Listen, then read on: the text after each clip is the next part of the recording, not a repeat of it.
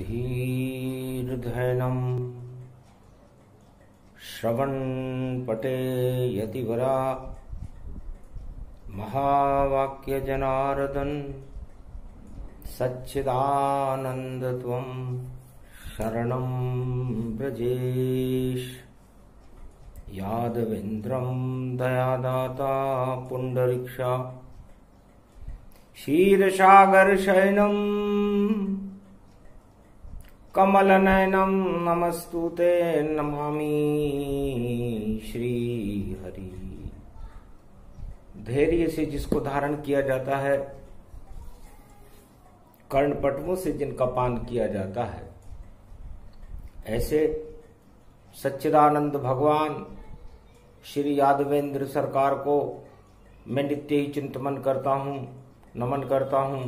जिनको नमन करने से मंगल आदि मंगल तो हो ही जाते हैं, साथ ही में बहुत बड़ा बल मिलता है मनुष्यों को। वाणी ब्रह्माणी करो वाणी पर नितवास, राम कथा वर्णन करूं पूर्ण कर्म आस। रविवार नवमी पड़े फाल्गुन मास दिखाए, मूल नक्षत्र धर्म की जड़ है और धर्म यहाँ लहराए। धर्म ध्वजा लहराए तो धर्म की जय जयकार।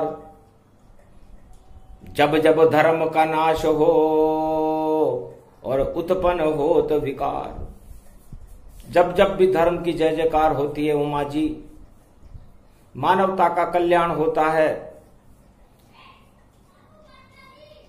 आपत्ति काल टल जाते हैं, दुख और दरिद्र का नाश हो जाता है, दानवता का पतन हो जाता है और मानवता की जय जयकार होने लगती है।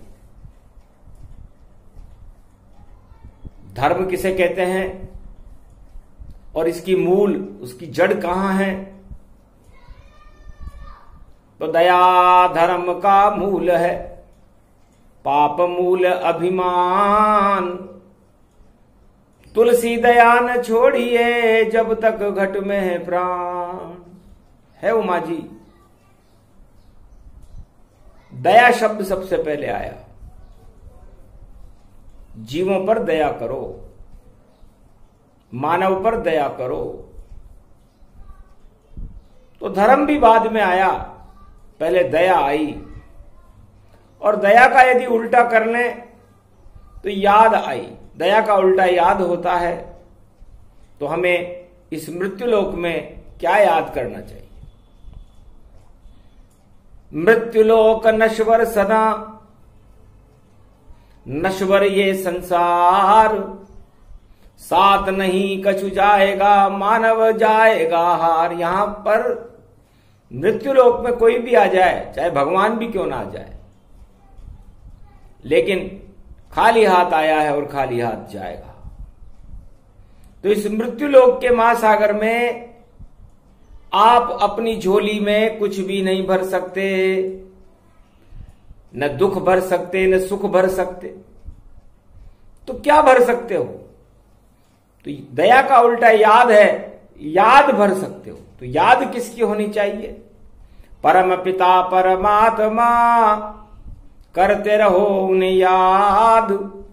समय समय पर सुनेंगे मायापति फरियाद। सियावर रामचंद्र शंकर हरि। तो मृत्युलोक में आने के बाद हर जीव को सारे संसार को भूल जाए पर ईश्वर को नहीं भूलना चाहिए, उसे याद रखना चाहिए। और याद आत्मा में उसकी यादों को भर लेना चाहिए। यह हमें वेद सिखाता है, धर्म सिखाता है। 4 वेद, 6 शास्त्र, 18 पुराण, श्रीमद् भागवत, शिव पुराण, विष्णु पुराण और सभी संसार के ब्रह्मविता, सबका एक ही मत है। सकल शास्त्र संत मत एकू, और भूले नहीं गुण ज्ञान विवेकू। हमेशा भगवान को याद रखो। ईश्वर सत्य जगत मिथ्या, ईश्वर ही सत्य है, जगत मिथ्या है। तो इस मिथ्यापन को ठुकरा दो और उस सत्य के पास चले जाओ और उस सत्य की यादों में ही खोए रहो। तो सत्य समागम हरि भजन और संत समागम होय। जो भी समागम करे उसका मंगल होय। तो संत समागम हरि भजन जग में दुर्लभ दोय। सुत दारा और लक्ष्मी तो पापी के भी होय। तो संसार में उमा जी दो वस्तुएं महत्वपूर्ण है, संतों का समागम हो और हरि का भजन हो। बाकी यदि इस संसार में आपने सुंदर पुत्र प्राप्त कर लिया, सुंदर स्त्री प्राप्त कर ली, राजपाट धन धाम प्राप्त कर लिए, लक्ष्मी प्राप्त कर ली, तो मिथ्या है। ज्यादा गर्व मत करना। और यदि इन पर ही गर्व आ गया तो गर्वहारी भगवान आपके सारे गर्व और घमंड को चूर कर देंगे। तो गर्व करो ईश्वर पे करो और किसी पे करना नहीं। जब तक जीवन जीने का है ईश्वर के नाम श्रवण करना है यही। और नहीं कछु जाएगा और नहीं कछु जाए। नाम हरि का जपते रहो तो मंगल सब हो जाए। तो दया धर्म का मूल है, पाप मूल अभिमान। तुलसी दया न छोड़िए जब तक घट में प्राण। तो इस घट में, इस पंच तत्व के घट में जब तक आपके प्राण हैं, उन प्राणों में आपको ईश्वर के नामों का संकलन करना चालू कर देना चाहिए। आपके साथ जाएगा, शुभता रहेगी, दुख दरिद्र का नाश होकर के बैतरणी नदी को पार करने में आप सफल हो जाओ।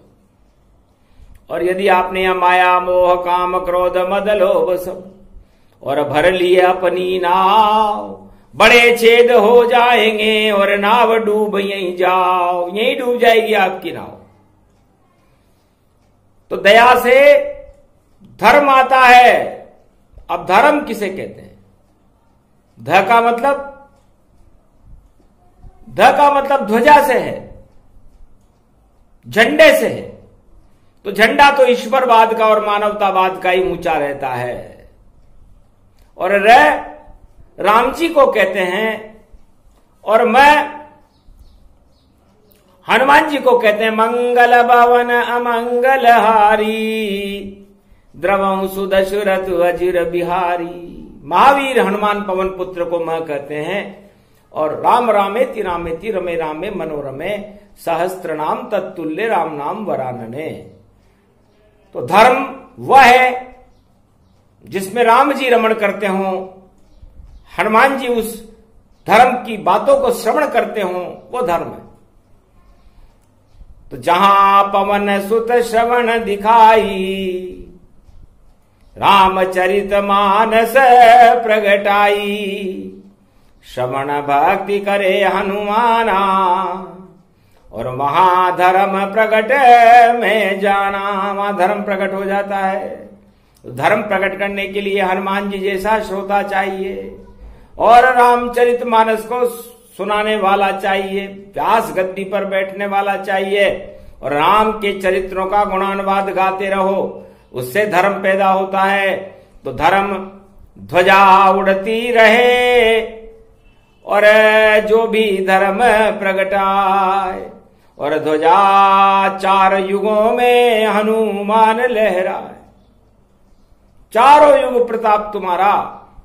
चारों युगों में धर्म ध्वजाओं को या तो हनुमान जी लहराते हैं या फिर कोई महापर्व होता है तो संतों का समागम हो तो वहां संत और ब्रह्म बेता लहराते हैं। हर मंदिर पर ध्वज लगे और हर साधु के हाथ होगा। और जितने हिमालय पर संत तपस्यारत, उनके हाथ झंडा होगा। या फिर कुंभ पर्व पड़े, अणिका होए स्नान, वहां भी झंडा लगा रहे और संत समागम जान। तो संतों का समागम जहां हो रहा हो वहां भी झंडे लगते। तो 2021 में धर्म ध्वजा सम्मेलन महाकुंभ हरिद्वार में है। तो उमा सुखद अवसर में जाना,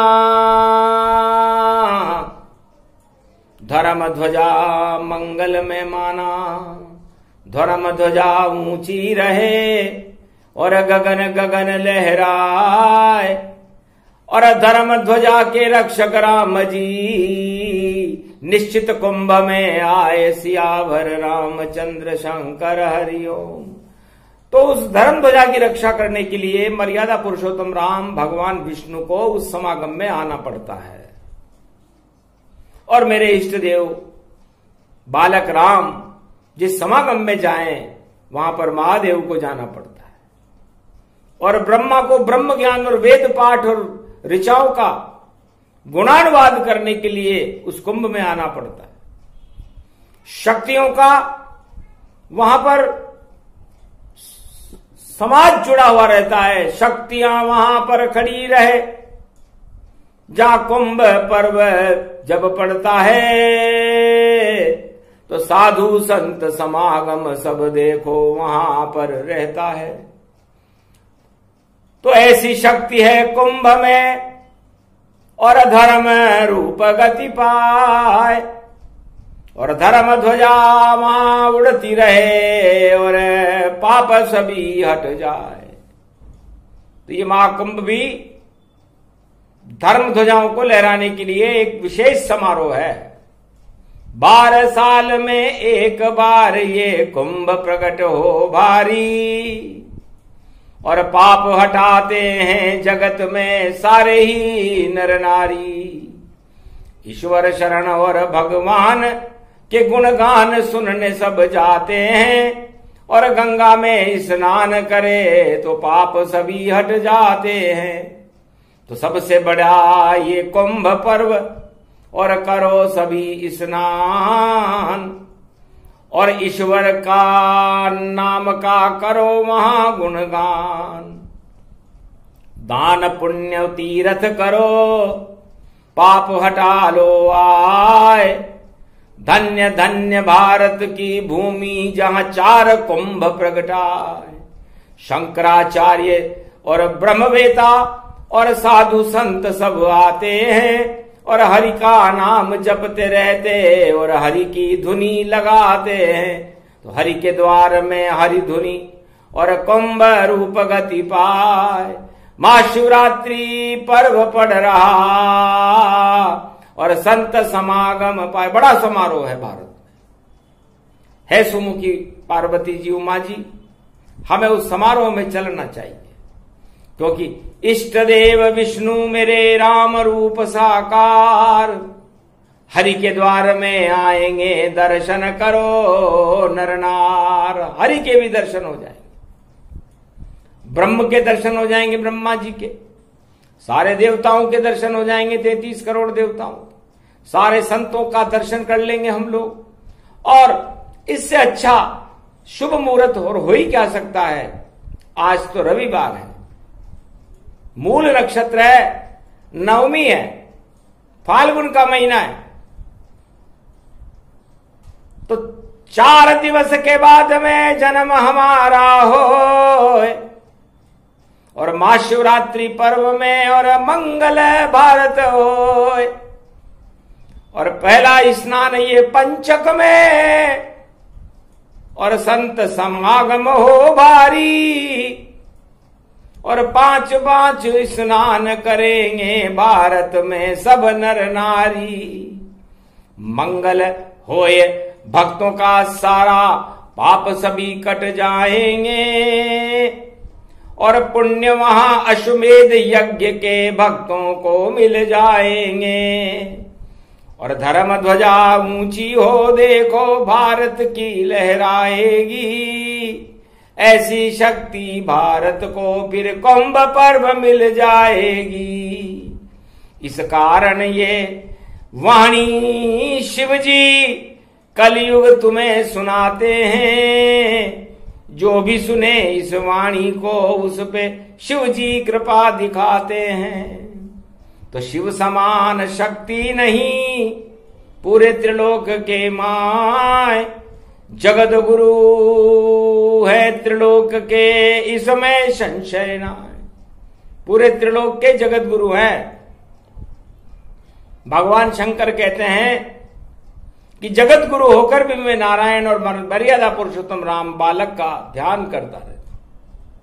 1.25 अरब गुजरे तत्काला, और भोले शंकर कालहू के काला, और काल बाल बाका कर सके, कैसो काल भी होए, सभी काल को नष्ट करे वह महामृत्युंजय होए। ओम नमः शिवाय। हर हर महादेवाय। पशुपति नीलकंठे लंबोदरिकदंतम सर्वत्र विघ्ननाशा, त्रिलोचना चंद्र लीलाटपटदे त्रिपुंड तिलकम चतुर्भुजम मुक्तामणि परम प्रसन्न शिव। हर हर महादेवाय। नमस्तुते रामेश्वरम परम बिल्व पत्र रसाय। ओम नमः शिवाय। नमो नमः। इसलिए हे संसार वासियों, हे उमा जी, भगवान शंकर कहते हैं कि दया में धर्म है, धर्म में ध्वजा है, और ध्वजा में ब्रह्मवेता है, और भक्त हैं, और भक्तों के रक्षक भगवान है, और भगवान की कृपा का फल अमृत भारत है, और भारत की रक्षा भगवान के हाथ में होती है। सभी मिल गए एक साथ और पड़ गया कुंभ का पर्व, सारे भारतवासी कर लो अपने आप पर गर्व।